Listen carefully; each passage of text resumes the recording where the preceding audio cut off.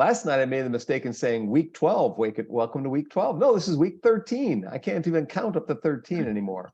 There's a lot going on here. So we're week 13, R795, which means, as you know, the last week that we'll have a guest in the class. Next week is one-to-one meetings with me and Sune, if once she can make. And the following week, you're going to present what progress you've made on your dissertation so far. So tonight, I thought we'd talk to someone who's been very successful on the publishing side of things and in general, as being an early career academic. There's terms that we can use to call someone who's an early career academic, but apparently we can't use junior anymore. That's apparently degrading, so I won't call her junior, and she won't call me senior. But you know, we will call early career. So early in her career, this is the 4th year that Meina's been out since she graduated from the IST program. And she's learned a lot in these 4 years, as well as in the 4 years in which she was in the doctoral program at IU, as well as the years that she was in the master's program at Beijing Normal University before that, and the interlude between that, working in maybe Spanish and Portuguese studies within Beijing Normal for a couple of years, or some department that she was working in before going to get her PhD. So she's had a wealth of experiences, the majority of which undergraduate in educational technology in Shandong province, maybe? That's right. Okay. And her master's in Beijing, her doctorate in Bloomington. So she's now in Wayne State University, just over the border near Detroit. In Detroit, actually, Wayne State is. She's living in Ann Arbor, Michigan. And Meina and I chatted earlier today about what we could provide for you and talk about. And I had a few areas that I thought she could talk about, in addition to the slides that we had from a long time ago. So maybe, Meina, we should start with any general things that you thought about since we chatted on the phone before I go to those slides. And then we can pick up on those slides in terms of publishing or turning your dissertation into a publishable format, journal selection, issues you've had with journals, and how you overcame those issues or challenges to be successful in publishing. So would you like to start there, or you want me to go to your slides first? First, I want to say thanks to Dr. Bonk for inviting me to this class. It's a great honor for me to be here. About the specific publication, I think we can talk more when we go through the slides. What do you think, Dr. Bonk?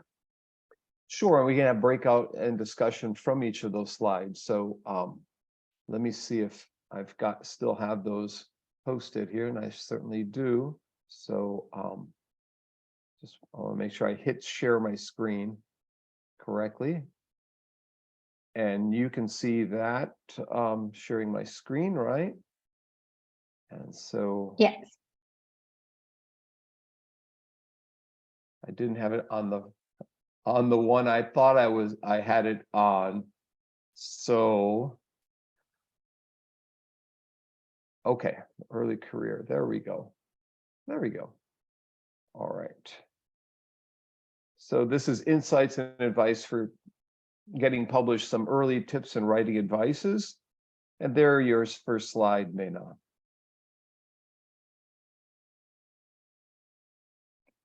Thank you. So as an early career faculty member, I think there are some difficulties and challenges regarding work and research.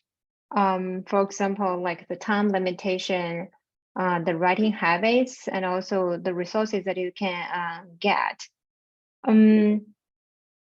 Regarding the how to address these challenges, like you can try to find the support from your local organization. For example, in the university, they may have some a research office that they can provide support regarding writing, editing, and also grants resources. And also globally, you can get support from the international organizations.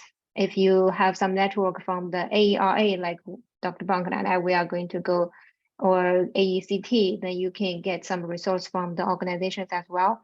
And then for regarding specific writing, and then as listed in item 5, it's better to get some starter text at the beginning, and then from there you can gradually write them. So the detailed information about like a reputation, connection, I don't know. I can't talk a lot, or I can just briefly go through them. For example, connection, as you may know, Dr. Bonk has a very Dr. Bonk is very well connected scholar. He has a lot of collaboration with people in the United States and also internationally. I think it's great as a junior scholar, like early career scholar, to have connection and then build collaborations with other researchers. As you may notice in our field, it's very difficult to work on research alone, especially, for example, when you work on quality study, you may want to have a second coder to help you look the code to increase the trustworthiness of the study. Another suggestion related to how to, Dr. Bonk also mentioned about the journal publication, how you can select them. So there's a strategy. You can go to Google Scholar, search education technology. Even though we use different names in the US, learning design technology, instructional system technology, in Google Scholar, then you can search education technology journals. They will list the top 20 journals in our field.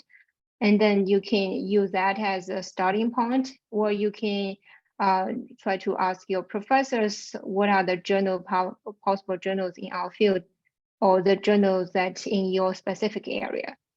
So get to know the journals and look at the scope and aims of the journals. This is very important for you, because sometimes you may think you conducted a good study and this study could be published in journal if the research of your study doesn't align with the journal's aim, it get high possibility of being rejected. Energy, like always being full of energy on research, like Dr. Bonk is always very energetic. And also as an early career, we also have like a teaching and service responsibilities. Typically in research, one university, we have two teaching load, but it's still a lot, especially as early career. Sometimes they may ask you to create or develop new courses. It takes a lot of time. So you have to manage the time very well regarding how much time you will focus on your research, teaching, or service. Next, please. So typically in my career, what I always have is that it's also related to our research, which focus on self-regulated learning and self-directed learning. It's important to set goals as an early career scholar, like regarding, for example, what you want to do for this year. And then based on your general goals, then you can set your strategic plans, what you should finish for each quarter or each month or each week. And then the third is constantly reflect on your research progress. And the fourth is collaboration. And the fifth item is about PD. And the last is research focus. And then I will talk about more detail in the following slides. Before we go to the following slides, I put a couple notes down here. Which journals, when you look at those top 20 journals in the field, which journals are the most respected that people should seek out? And which are the journals that you've had the most success with, and why? I think based on the Google metric, and then their top journals, like including computers and education, and also the internet and higher education and ETRD, and BGET, these journals, and also about education and information technology. Distance education is also among the top 20 journals. But based on the list, they also have some like a specific focus on language, computer supported language learning, something, but I don't think that's not my, so not, even though the list there as the top 20 journals based on their metrics, it doesn't mean that you should aim for these journals, because if the journal doesn't align with your research area and research interest, then you don't have to submit to them. For the journals, the question you asked about which journals, I typically submit to distance education, because my research primarily focuses on online education. Distance education is journal that I always submit to, and also the education and information technology, because one of my research focuses on emerging learning technology. For online learning journal is another one. Even though online learning journal is not listed in the top 20 or very high impact, but it's a journal has a lot of visibilities in distance or online learning field. So I think, do you have anything to add, Dr. Bonk? Because you have been in this field for a long time. You've published a lot in distance education. You're also on the review board for distance education, or editorial board for distance education. You review for 20 journals, I last counted in seeing your CV. Which journals do you review for the most, and do you enjoy reviewing for? Students here might want to review for journals. Which ones do you tend to review for? That's a great question. So yeah, because Dr. Bonk mentioned that I'm on the review board of distance education. I think because you are on the one of the board member, I feel like I have the responsibility to review the articles that they ask me to review. So I think based on my experience, I almost accept all the requests from distance education journal. And then for the other journals, it will based on my time and also my interest, my strategy, because I think especially in the early years of my career, even though I'm counted still early years, like first 2 years or 3 years, I think it's nice to explore different journals, review different journals. But then I noticed that if you review papers for them, and then they will constantly ask you. So I received so many requests from different journals, but I don't have that time limit, time to commit to review all the papers. So right now I primarily focus on the journals. If this journal is highly related to my field and I possibly will publish my paper to this journal, I will primarily accept their invitation. For example, if the ETRD asks me, I typically will accept and review for them. And also the internet higher education, they ask me, then I accept. And if some lower kind of impact journals, impact factor journals that I think I will never or publish paper there, I will just don't accept the review invitation. And so how long does it take for you to do a typical review? How much time does each one take? I think I typically give them feedback at least around, of course, if you don't provide a review earlier, they will send you a reminder. I typically just give them the review feedback like 1 week before the deadline. It takes. But how long does each one take? It depends. Sometimes it depends. It may take several days. Sometimes it takes several hours. It depends on whether this is an easier to read article. Mm-hmm. Okay, you want me to go to the next slide, but one more thing. You talked about energy, that you have a lot of energy. I have a lot of energy doing research. Can you tell us where you get the energy from? Is it the food you eat, exercising? Are there other internal volition? What is it? I think for me personally, I think it's kind of curiosity or kind of interest. I don't know, I'm very motivated to learn something that I don't know. And I think if there's some like research area or I want to get an answer about that, I just motivated to learn that.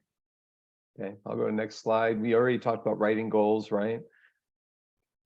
Yeah, so we have already talked a bit about writing goals. So it's important to have the goals and also make sure that the goals is not too big and too make sure the goals is more specific, concrete that you can achieve, not a general thing goals. In fall of 2020, in December 2020, I had a goal of 10 articles submitted to journals, and I talked Meina into writing 2 with me, and one of them we got today. It's accepted. We're working on editing, proofing that one. But so goals help, even if it's just simple number goals. Yeah, so set a timeline. Those things help. Meina? Yeah, as Dr. Bonk mentioned, sometimes you may set a goal for 1 year, and then the review process you couldn't control that.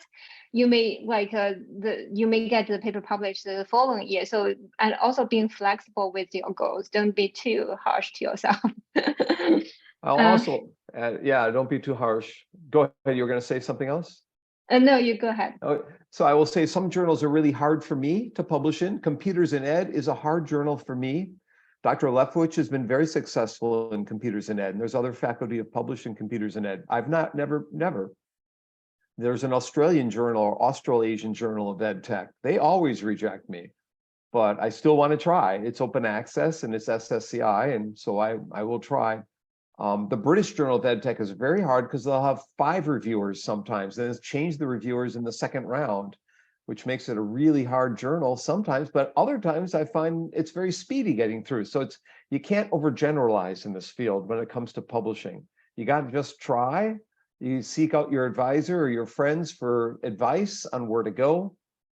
And gradually you'll understand who the editors are of each journal, and you understand the system a little better over time. But early on, I will say that ETR&D is very hard these days. It takes forever to get reviews, even though Meina's a reviewer, I'm sure she does them fast. But ETR&D is particularly long. It used to be the Journal of Computing in Higher Ed was really long, but that's been speeded up. So it comes and goes. Meina, do you want to comment on that? Yeah, that's right. Like, another strategy, I think it's Dr. Bonk shared with me before. Like for each journal, you may have the Excel to keep track of all the journals that you have submitted before. Like when did you submit this journal to this paper to this journal? When you get the first round feedback. Once you give them submit the first round revision, when they give you second round feedback. I think having this kind of log can help you have a general idea which journal give you a very fast turnaround, and then, or if I right now I have one paper that I submit to, it's a UK journal. It's been a year, and then still they are in the review process. So I don't know what I should do, or I should withdraw or something. So if this, I know this journal will take a long time for them to review, and then I possibly will in the future I will never submit paper to them. What's the name of the journal that's from the UK? That's a very, it's focused on the computer science education in K-12. Okay. Yeah. So there are many journals in the UK that are very fast, like Open Learning and other ones. But yeah, that's a good point. So have your plan, have your goals. Yeah, and also to reflect on your writing and also your project progress. Like so there's a tool, Future Me, that Dr. Bonk shared with me and the class before, and then I also use that for me to reflect on things. Like I have a general plan for 1 year, and also I have like the email to send me about my goals like every 3 months, and I check every quarter whether how much progress I have on my goals, and reflect on what you have achieved and what you should adjust for your plans. Yeah. So this is a list of journals, right? So yeah. So these are the top 10 journals published from the easiest to the most difficult experience. I think, but also all these different journals have, sometimes they have different focuses, or like, as I don't know. So for example, open praxis, it's primarily focused on open OER kind of study. If your research is focusing on that area, then you can publish in this journal. Tech trends, actually I didn't submit my paper to tech trends very often, and I heard that it's a little bit easier than other journals. It's more practitioner focused journal. Online learning journal, I think it's not too harsh, and also they have a lot of readership from the online learning field. I think it's a good journal to target. And distance education is a top journal and focus on online distance education. You can focus on, as Dr. Bonk mentioned, the BGET, they may have a lot of reviewers or take a lot of time or a lot of round of revision. It may be challenging. Yeah, and we're both on the board of Distance Ed, so we know the editor very well, and so we kind of owe a debt to the editor. So sometimes we submit there, or Meina does. Yeah. She has more than I do, but I have too. Lately, I've had success with ETR&D, but I just had one rejected with Merve, who was previous speaker in this class, and it took a year, and then we thought it was close to acceptance, and then they rejected it. So I have hesitation about ETR&D. It's most prestigious, maybe for the IST department, but yet it can be kind of slow and kind of fickle. I mean, don't always use the same journal. I've had a lot of luck lately with Online Learning Journal, which may become SSCI soon. So yeah. And Journal of Computing in Higher Ed, the editor was my guest last semester, and she's streamlined. It's gotten faster. It used to be really slow. So each journal, you got different stories behind them, right, Meina? Yeah. So education and information technologies is something I've not used, but you've used it a couple of times, right? Yeah, so this is one of the top 5 journals listed in Google Scholar, and I haven't tried that before. And then it also have, even though I had a successful experience with it, I also had papers rejected by them. So they also not very easy. Okay, I may have to try that next time. You want to talk about writing collaborators? So I think the first important thing is having collaborations with other scholars. During the past several years, I think I was very lucky to have a lot of collaborators who I can collaborate very well. For collaboration, I think, as I mentioned, in our field, sometimes it's very difficult for you to work on a project alone. It's great to have collaborators, and then you can find the expertise of each person and then contribute to the study. And also having collaborators can increase your accountability of the project. Sometimes for me personally, if I collaborate with others, I will prioritize the collaboration project rather than projects that I'm working on my own. Because I don't want other people to think that I'm not a responsible person. Yeah. That's and one then, way to get collaborators, is to be responsible. The more responsible you are, the more Yeah. people want to work with you. So if you're delayed, I'm on a team right now, we have someone who's delayed, she won't be on the next, or he won't be on the next round, the next article that we do, because everyone has to do their part, in effect. You don't want to be on too many teams to spread yourself out too thin, so you have to maintain that as well. Right now, I'm spread out on quite a few teams because I'm with a lot of former alums of IST, and in other countries and other places, in Turkey and Korea and Singapore and China. So it's hard to keep up with all of them. And you do what you can. Yeah, I agree. And also, as Dr. Bonk mentioned, that you shouldn't have too many collaborations, because if you have too many collaborations in different projects, you may don't have the time and energy to devote your time to the project.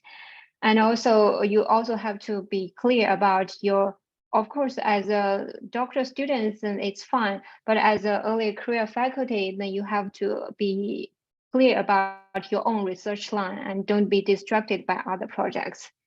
As Dr. Bonk mentioned, that it's important to build and maintain relationship in collaboration. I think when you collaborate with people, and then, as Dr. Bonk mentioned, if there one group member who doesn't contribute too much or always delay the project, and in the future your collaborators don't want to work with you anymore. So it's good that you create a good reputation for yourself in the academia, and also maintain the relationship through the process.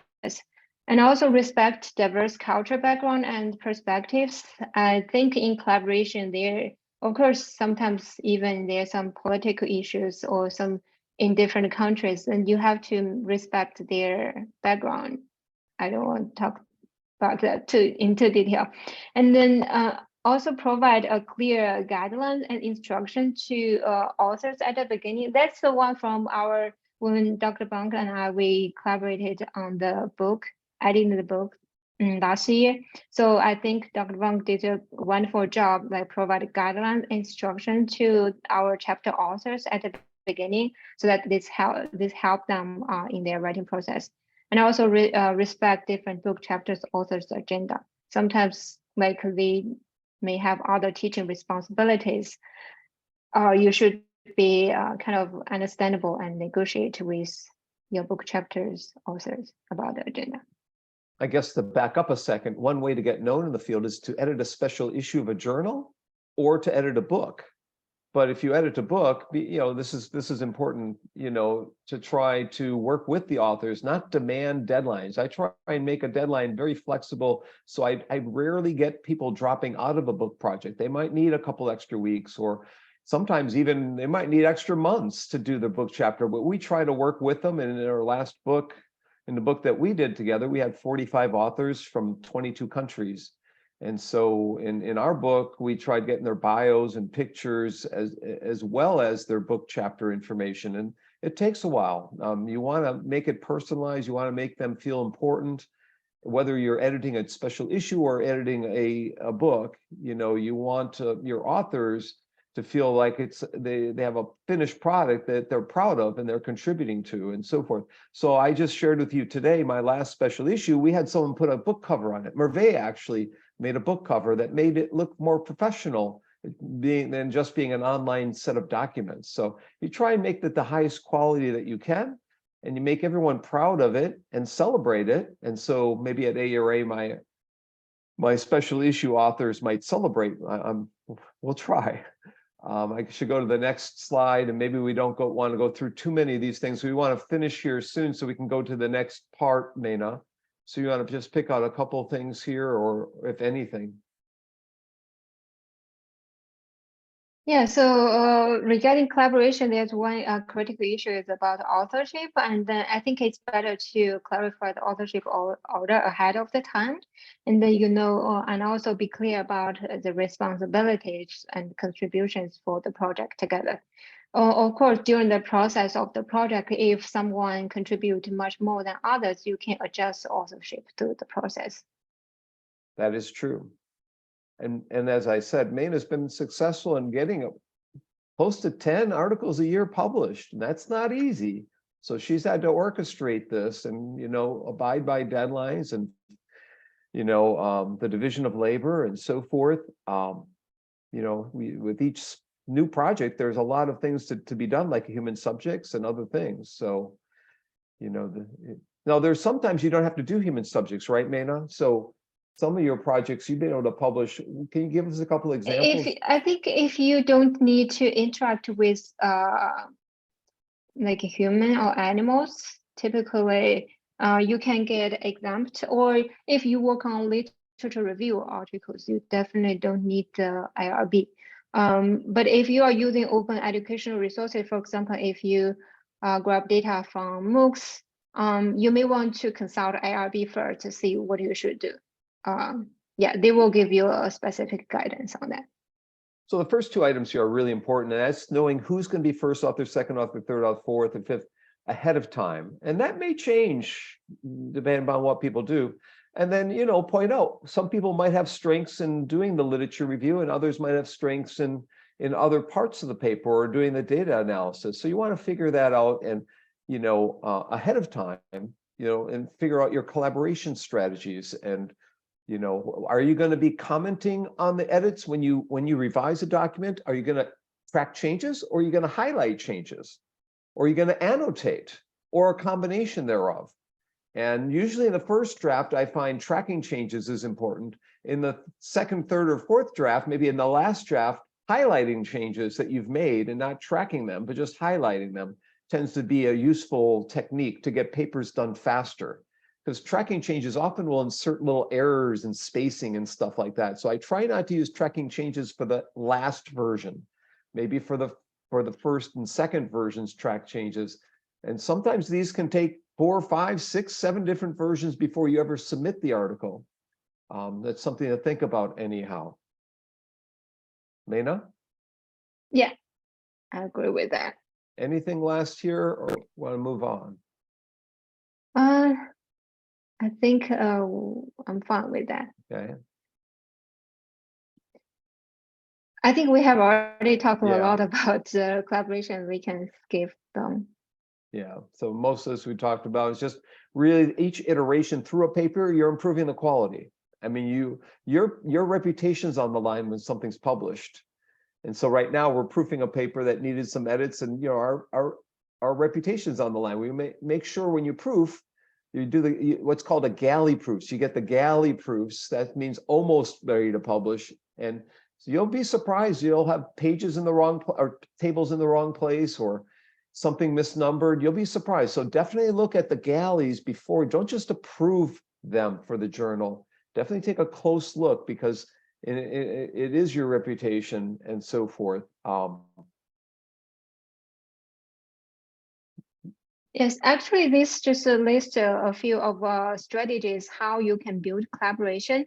For example, it's very natural that you collaborate with your peers in your school, in department, and your advisor.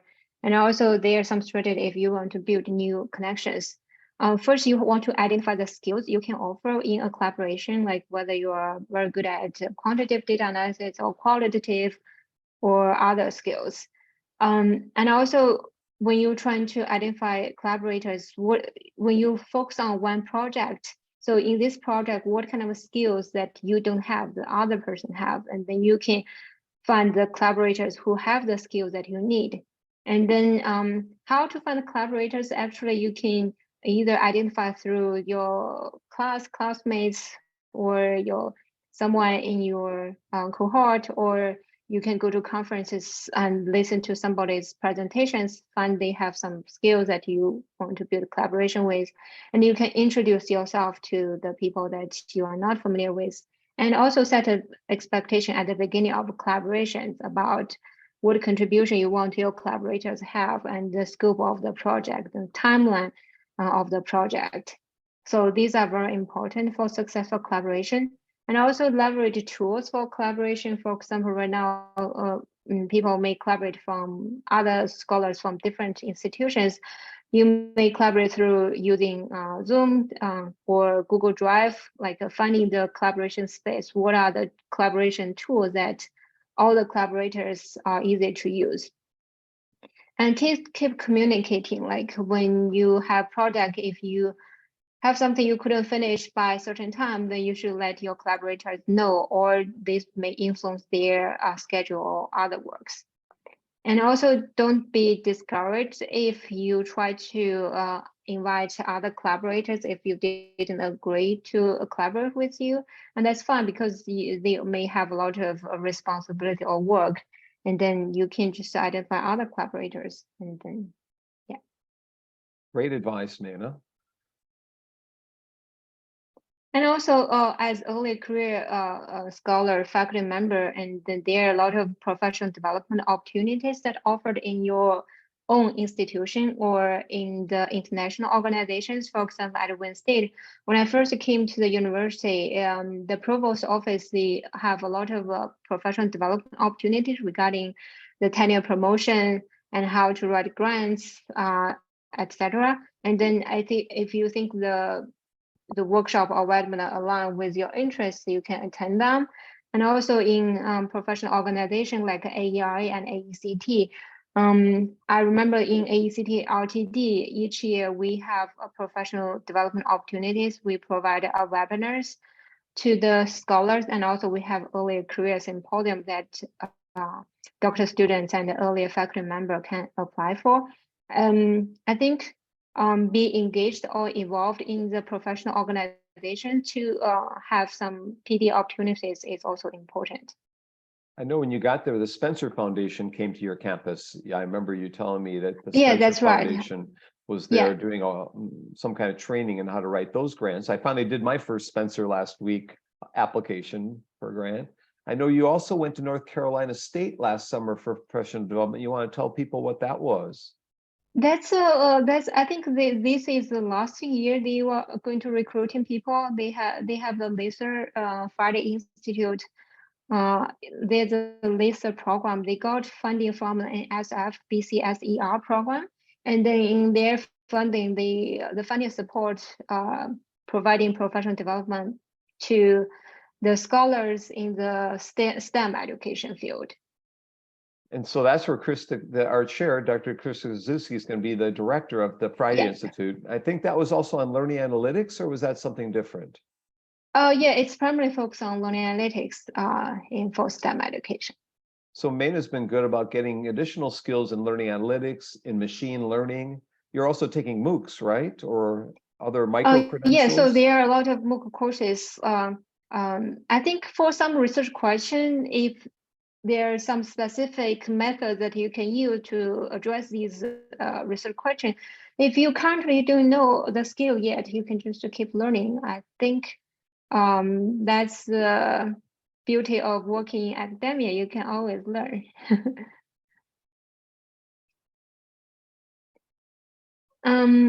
The last one is the research direction. As an early career faculty member, your department chair may tell you that it's important that you have your own research line and identify these 1 or 2 or 3, not too many research directions, and focus on your study on these research directions so that as a scholar, when people mention you, they know that you're expert, you have expertise in these research directions.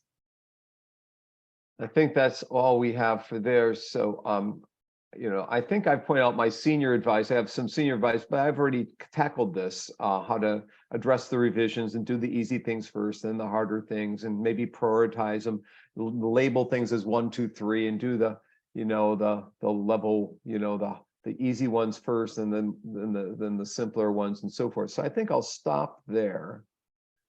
I've been talking all semester using this G3 of writing framework for various talks in this class. This was the last one from Meina about early career that I hadn't covered because Meina didn't come till today. But do you have questions for Meina or about anything we commented on?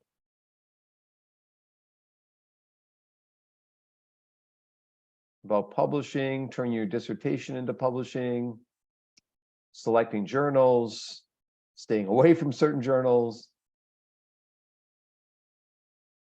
If not, it's 20 minutes to.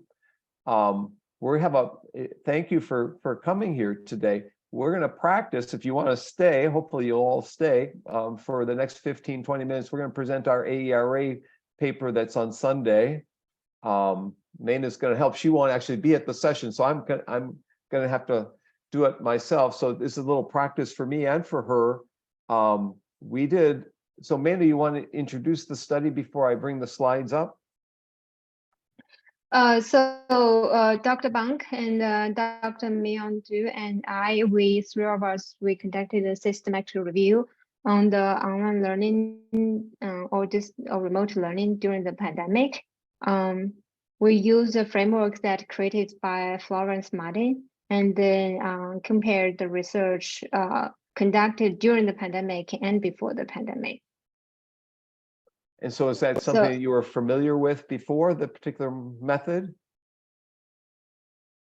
In this study, we reviewed the research topics, changes during before and during the pandemic, and also the research methods that used in these research studies, like whether they have changes before the pandemic and during the pandemic.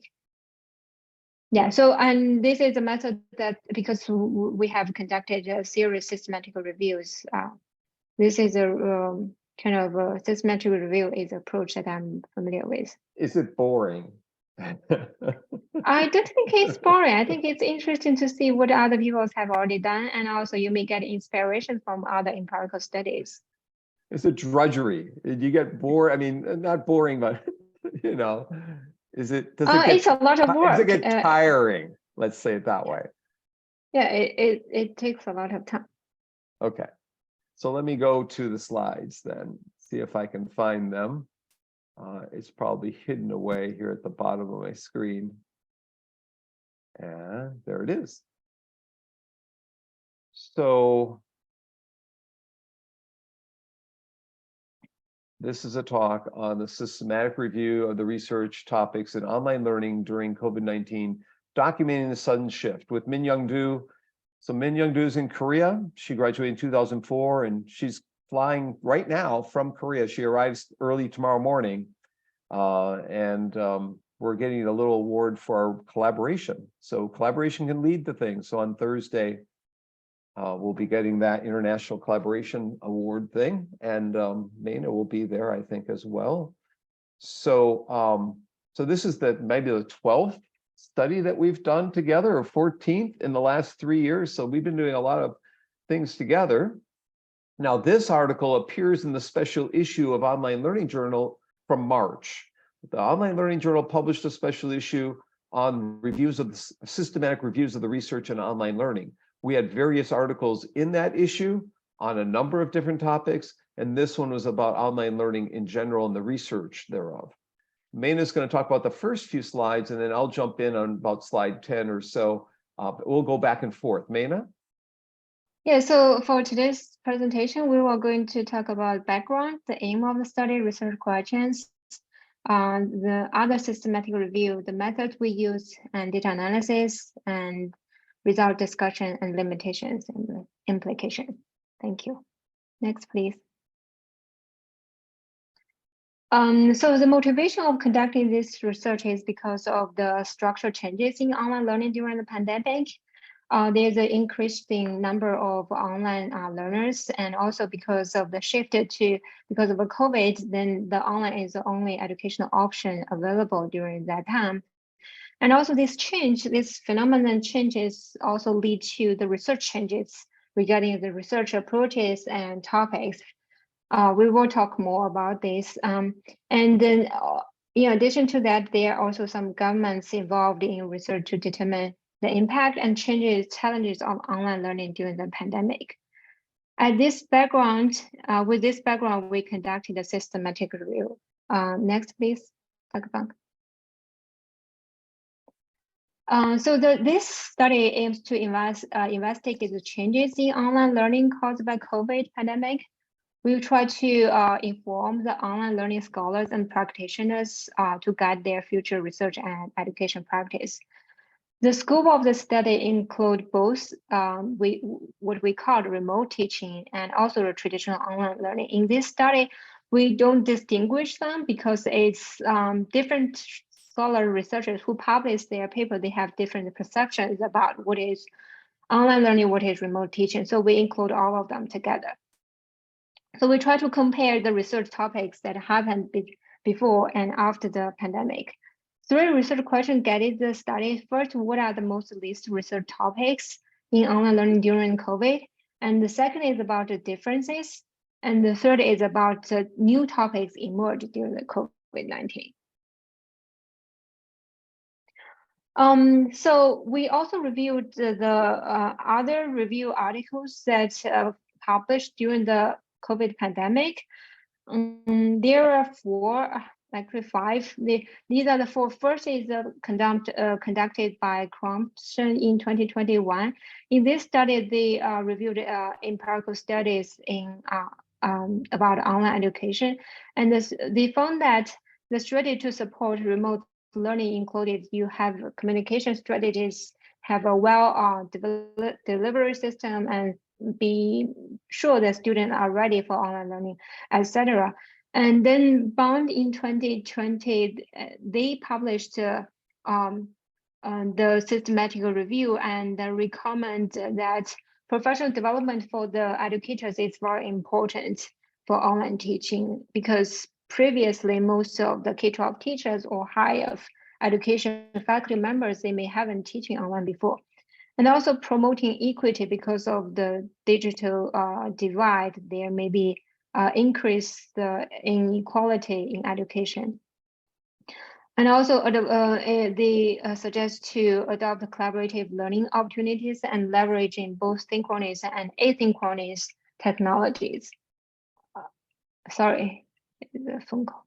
And then another Bond, they also published another review, and these are the research findings I will not talk about in detail.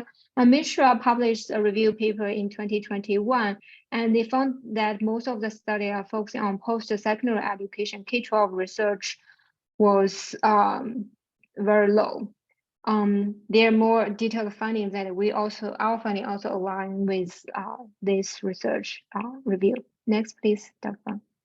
And then Dr. Florence Martin, they published a paper in review paper on 2020. Their research reviewed the articles published from 2009 to 2018, and then based on their review, they created a framework which includes three main layers. One is organizational level. The second is course and instructor level. The third level is the learner. In organizational level, they include accessibility and culture equity issues, and also leadership policy and management issues and institutional support. For course and instructor, it includes course development, course facilitation, assessment, evaluation, etc. In learning level, they focus on the learning characteristics, learning outcomes, and engagement. So we'll adopt this framework for this systematic review.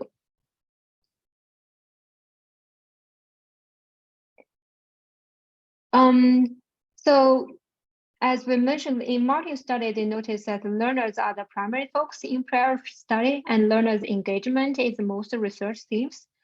A systematic review, the person of the content in situation, especially during the COVID, because Martin's paper focused primarily on pre-pandemic.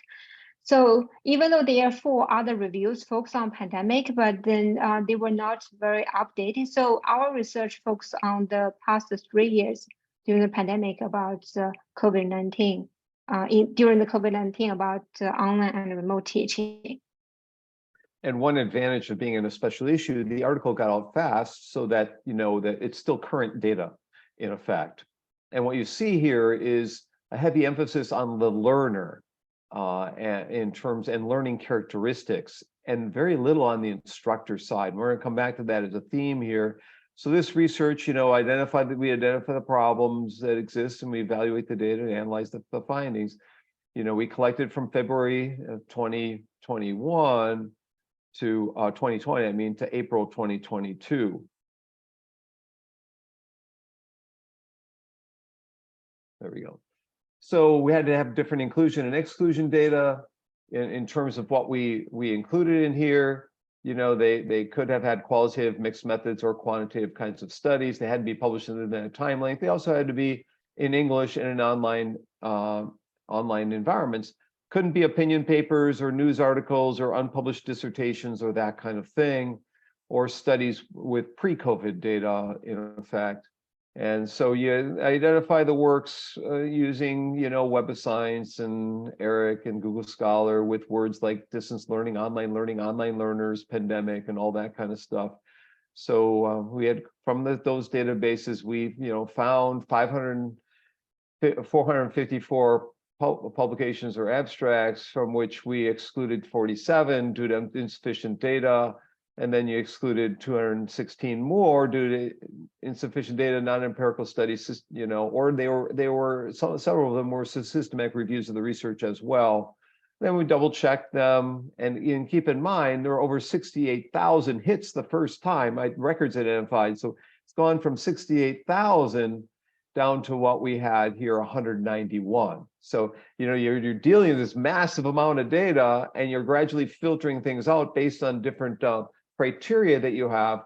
And this particular methodology for systematic reviews, Vanessa Denon talked about a few weeks ago in here, and Florence Martin last year talked about the PRISMA model. And Florence Martin will do a book on doing systematic reviews of the research, in fact. So, so you'll look at here under the removal, 17 full text articles, excluded because data was prior to COVID-19. 29 were not empirical studies, 4 were systematic reviews, 166 had insufficient data. So different reasons why things were excluded. And then, we had to categorize, look for themes according to keywords, topics, and other factors. Oh, what country the study was conducted in, and so forth. And we use Florence Martin's research framework that was done before COVID, and we basically revalidated her framework with this study, looking at the organization, looking at the courses, and looking at courses and instructors, and looking at the learner. And these are the topics that popped up in doing this study, whether it's equity and access, or course technologies, or course facilitation, or engagement. Those are different topics that came up in all these research studies. And, we had interquarter reliability that was looked at and pretty high. Each researcher reviewed half, and then used Brunn and Clark's approach for thematic analysis. And so some results here. So we got 191 articles, but there's really only 31 journals that those articles were placed in, or pretty much came from those 31. That includes British Journal, that we already talked about, includes education and information technologies that Meina likes to use, that I need to use, includes online learning that both of us like to use. So a number of familiar journals in here, maybe some that are unfamiliar in some ways. Of course, the majority of studies were from US in terms of largest percentage was so far, were they from the US, so 17% of those from China, Hong Kong, Taiwan were another 16. So it's pretty heavy there, but also other countries, Australia, Bangladesh, Thailand, Canada, and so forth, 58 different countries, which indicates, welcome Karen tonight, which indicates that there was a lot of interest across the world in doing this kind of work, right? So, that is one thing that is a definite here. We can see that online learning is being addressed all over the world, and there are more quantitative than qualitative studies. It's not too surprising. A number of 17% were mixed methods. There was one study that wasn't, they were excluded because of methodology reasons and so forth.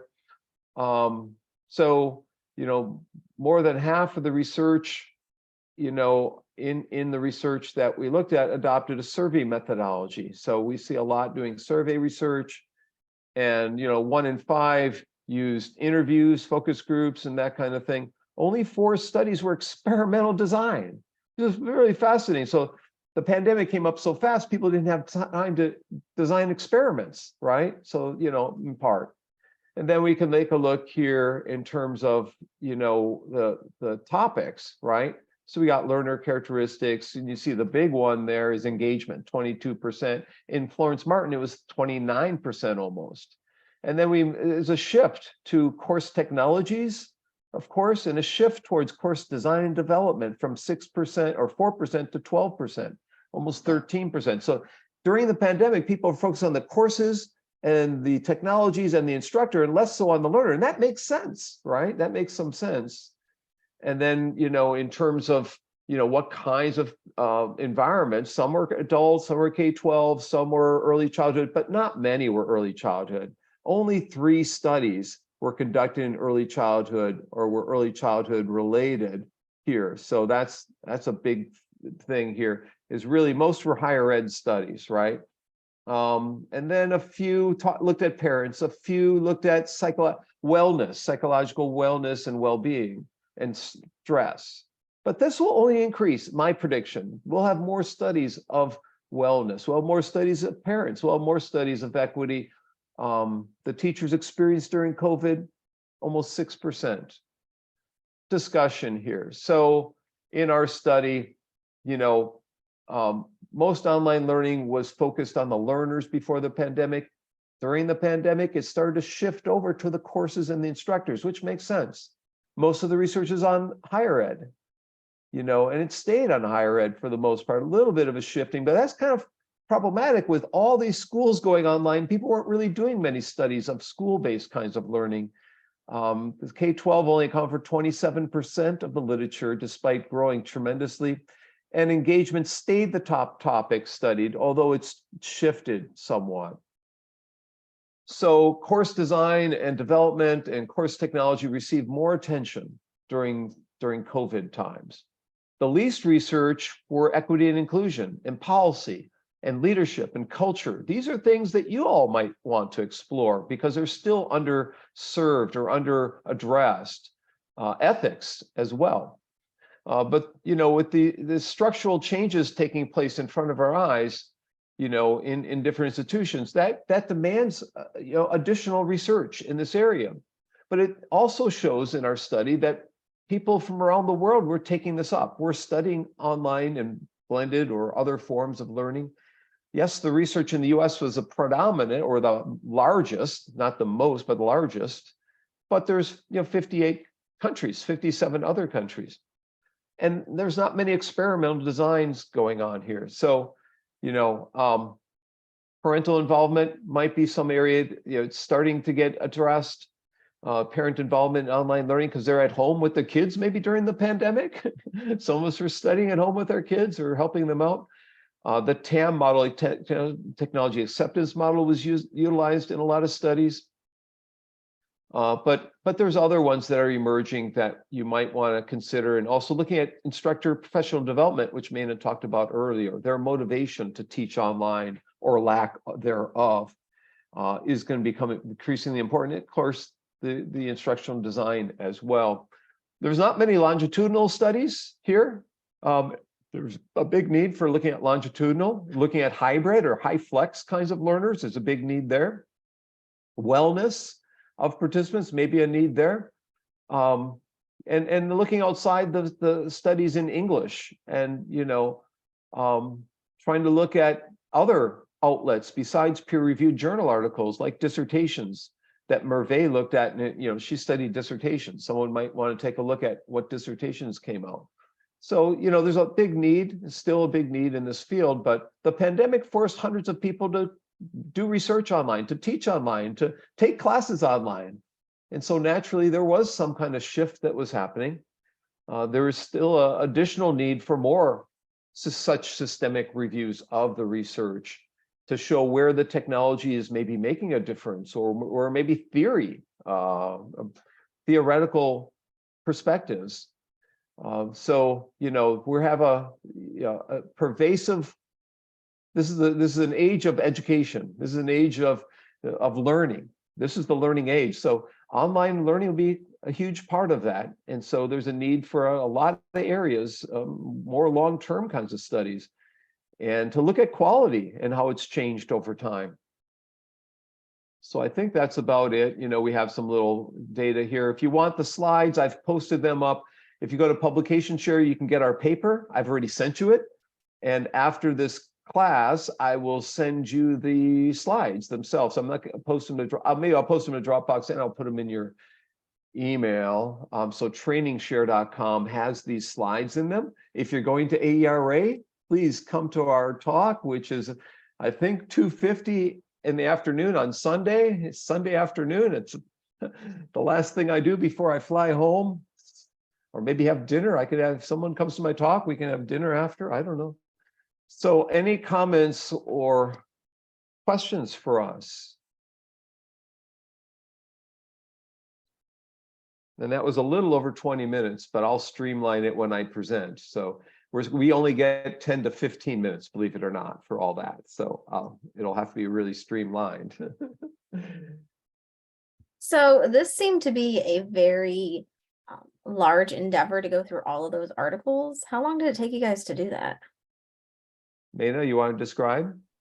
For review, all of them, it take a long time. It also depends on different projects. Certain projects, it may take like half a year for you to screen all the articles and download them, and also do the review, coding all of them. So even for the coding process, actually maybe the writing part maybe doesn't need that much longer, but do the searching and coding part need a lot of time. Typically, when I publish the review paper, it's the general timeline is 1 year or 2 years. Wow. Like 1 year, like from the starting point until you submit to a journal, it may take 1 year. Any more questions? Well, with that, I'm going to stop the recording. This is week 13, well, it's only had one part. Thanks for coming.